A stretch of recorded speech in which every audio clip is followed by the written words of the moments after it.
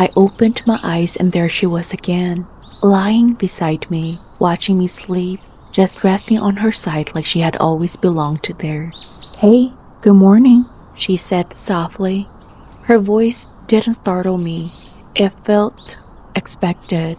I wasn't sure if I was imagining it or if it was real.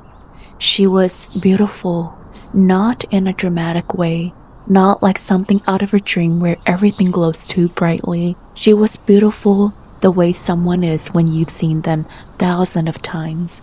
She feels familiar, warm, and real.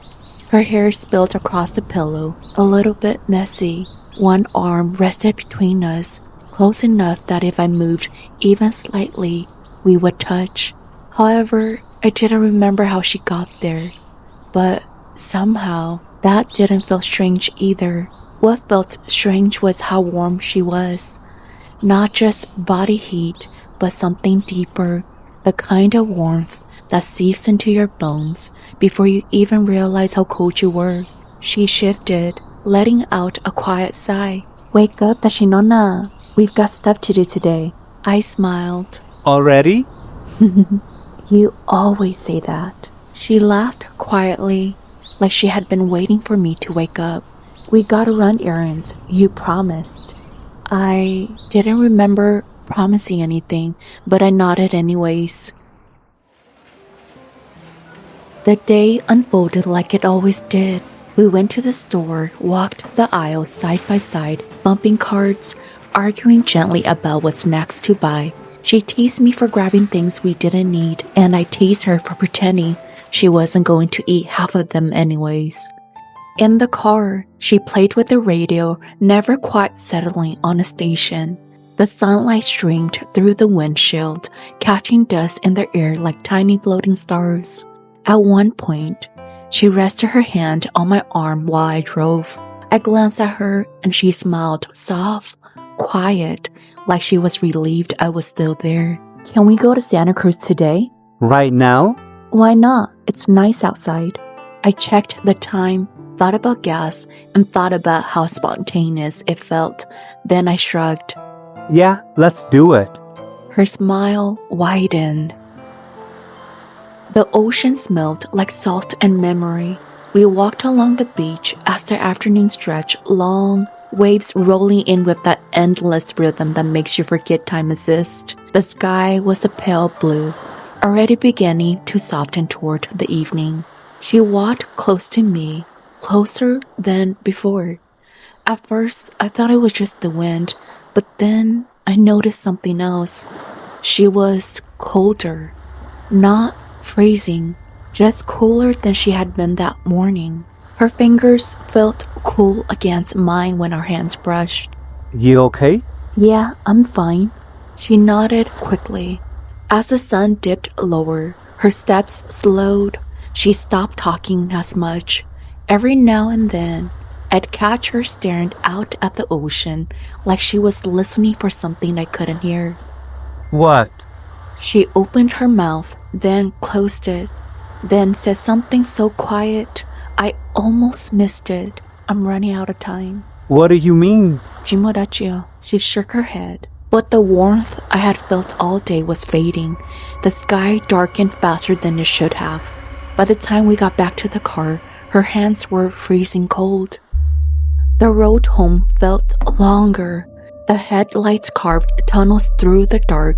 She stared straight ahead, her reflection faint in the window.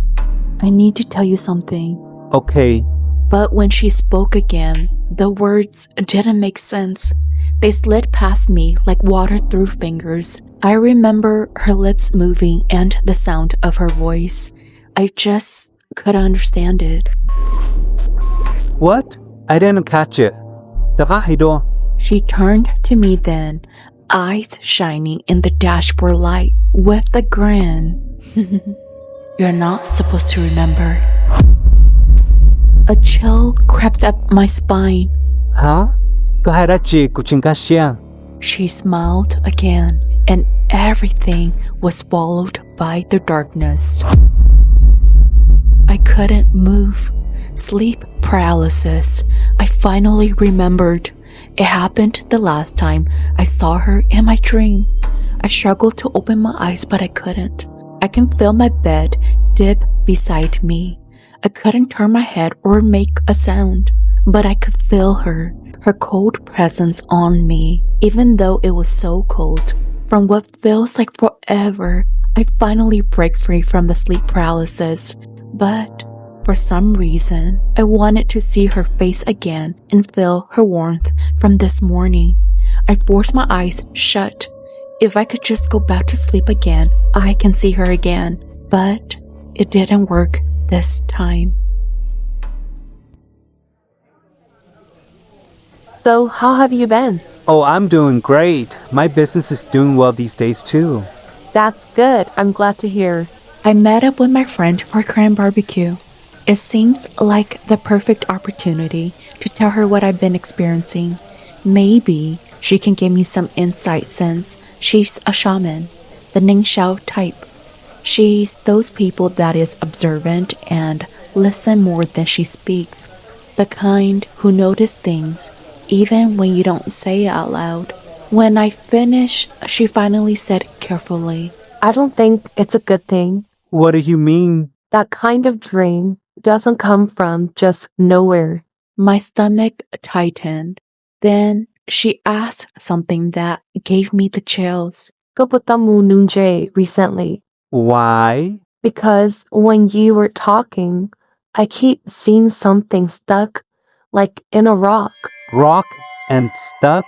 Yeah, like murachi dain the lupoje. I froze. My chest tightened. I didn't answer. I didn't have to.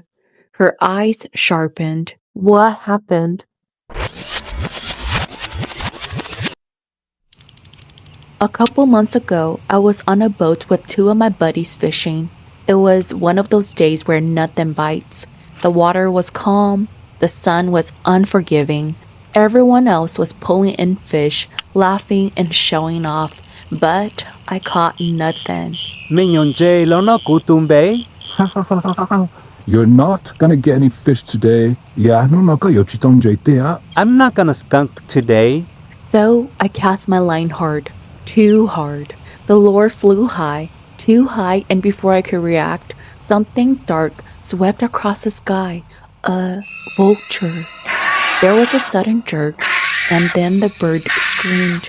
My line snapped tight as it tried to fly away, its wings beating desperately. The reel screamed as the line ran out, then recoiled. The vulture slammed down somewhere near the shore, and my stomach dropped. Oh shoot, we gotta find it. Imwani jamuo.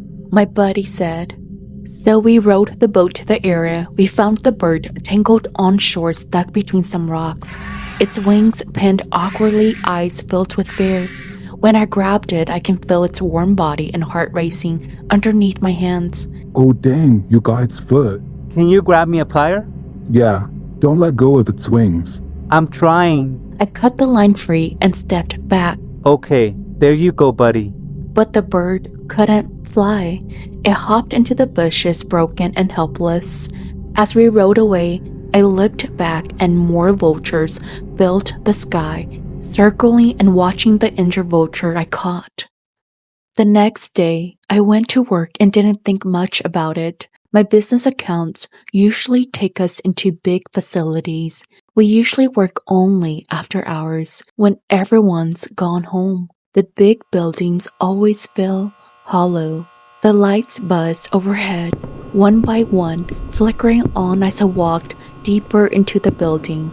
I walked down the hallway whistling and playing with the keys on my fingers. And then, at the corner of my vision, I thought I saw something move. I stopped in my track. My heart thudded hard as I turned to look to my side. There's nothing there. I shook my head and muttered under my breath. Oy, oyakuyo santo ololio. The sound filled the lobby as I started cleaning, the noise almost comforting. I adjusted my gloves, focused on the pattern I was making on the floor. Then, the light above me flickered. I stopped the vacuum. The hum died instantly and the silence rushed in. The light stayed on and it's no longer flickering.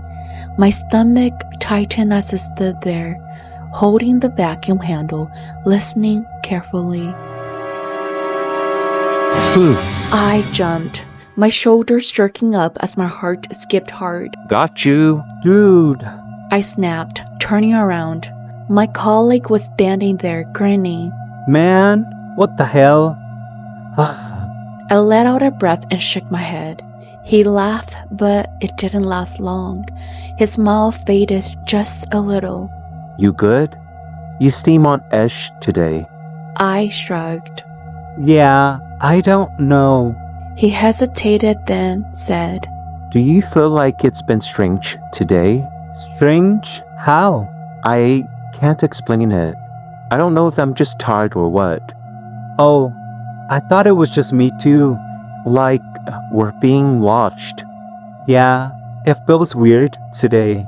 We just stared at each other in silence, both of us listening to the same empty space, wondering who or what was listening back.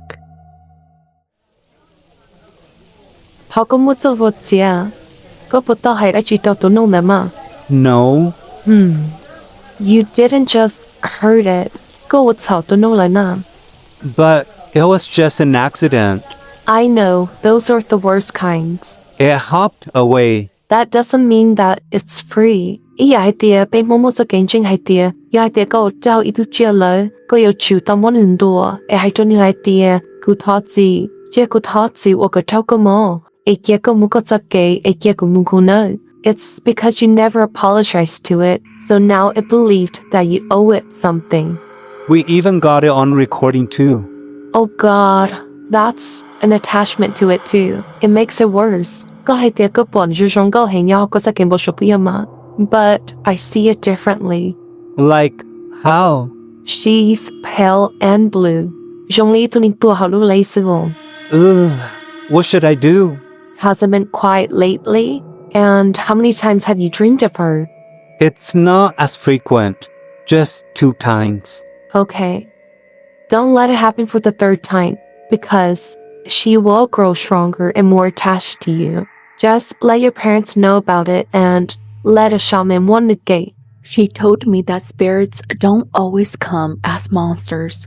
She said some spirits are hunters, but not in the way people think. They don't chase you. They don't grab onto you, but they wait and observe. They learn what softens you, comfort, and what makes you lower your guard. It comes in form you would never run from, a form you would welcome. She explained that this spirit, what she kept calling a bird spirit, didn't show itself as a bird at first. That was only its true shape. The shape it wears when it moves between worlds. But when it reached out to me, it chose something else. Someone warm, familiar, and someone I wanted to stay with. She said spirits like that don't attach themselves all at once. They don't rush. They build connections slowly, like threading a needle through fabric, back and forth, tighter each time. The dream wasn't random. The errands weren't meaningless. Driving together, talking, being close, and feeling normal, those were tests. She said every time I wanted to see her again, every time I missed her warmth, every time I forced myself back into sleep, hoping she'd return, that was permission. Longing is an open door. Hello guys, happy 2026. I hope you all had a wonderful holidays. In case you were wondering where I went, I didn't go anywhere. I just took a break to spend the rest of the year with my family and friends. I know that some of you guys do not see or read my community announcement on my page. So I'm letting you guys know that in the future, if and